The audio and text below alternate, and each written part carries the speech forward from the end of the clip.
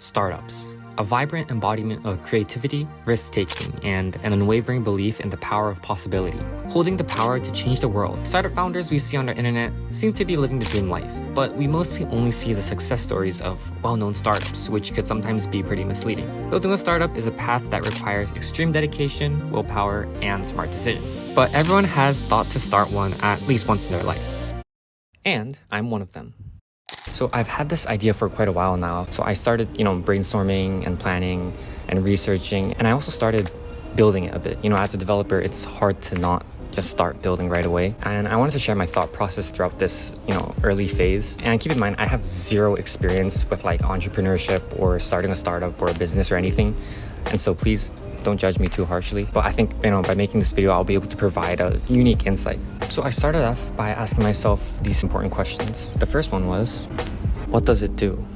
This might sound like an obvious question, but when I was building it, I realized I don't actually exactly know what the goal of my product is and what it does and what it accomplishes. So before I continued building, I took a step back. I made sure that I can answer the question, what does it do and what does it accomplish, in a single sentence. Because I personally think that if you truly understand your own product and what it does and what the goal of the product is, it will make the rest of the process a lot easier and a lot more efficient. And so my second question was, why should this exist?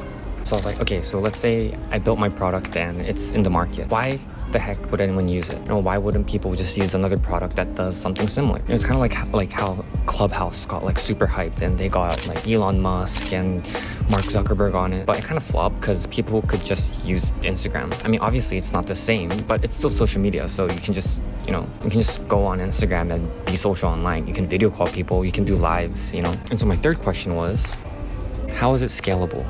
Now, this is an important question, but I haven't thought about this step too much because it's my first, relatively big idea. And I just want to try to build a product and, get something out there first. I have little to no knowledge of if an idea is scalable or how it can be scalable. So for now, I think if I can successfully build my product and get some users that use it and find it useful, I personally think that that's a success for me. I see that as a success.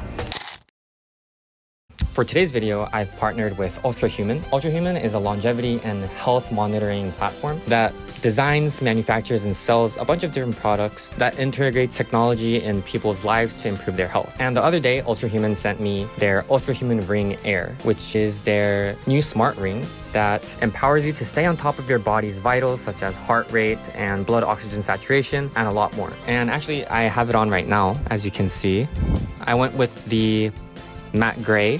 What excites me the most about tech products, like wearable tech products, is the sleep monitoring. So I've been using my Fitbit when I go to sleep, and this tracks how long you sleep and your sleep habits and whatnot. But the Ultrahuman Ring provides a lot more insight than the Fitbit does. It basically shows you how long you are in certain sleep cycles. And it also shows how much I move during my sleep, which I think is pretty interesting. Using the Ultrahuman Ring, I was able to, know more about my sleep habits. And what I really like about the Ultrahuman Ring Air is that throughout the day, it gives you notifications on what you can do to improve your health. So for example, at night at a certain time interval, it tells me that I shouldn't be exposed to too many bright lights or else it'll kind of ruin my circadian rhythm. I don't know if it's placebo effect, but I feel like I've been sleeping better. I also went on a run using my Ultrahuman Ring, and I tracked it with my phone, my Fitbit, and my ring.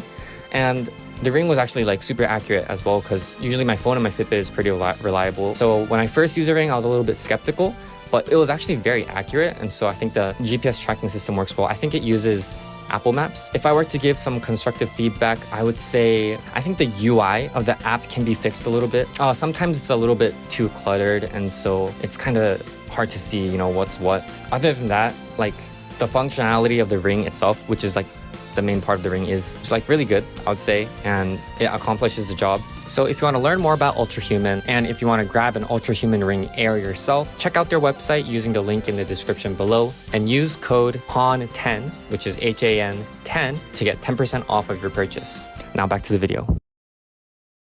And my next question was, why will it not flop?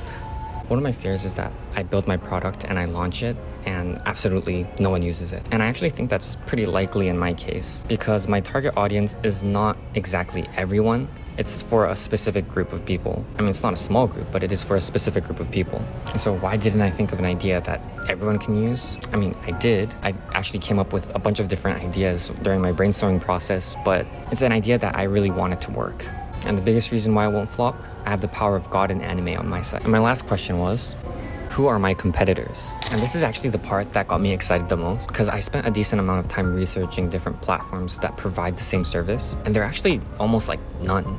There were a lot of platforms that did something similar, but there was, this one key difference between what my product provided and what those other products did. But I actually felt two things. One, I have a really good idea, or two, my idea is completely trash and people tried it but it didn't work, or no one really needs it. But I mean, I'm willing to take the risk to go through with it because I believe that it'll provide value to some people, and I think a lot of people will find it useful and fun. And those were all the questions.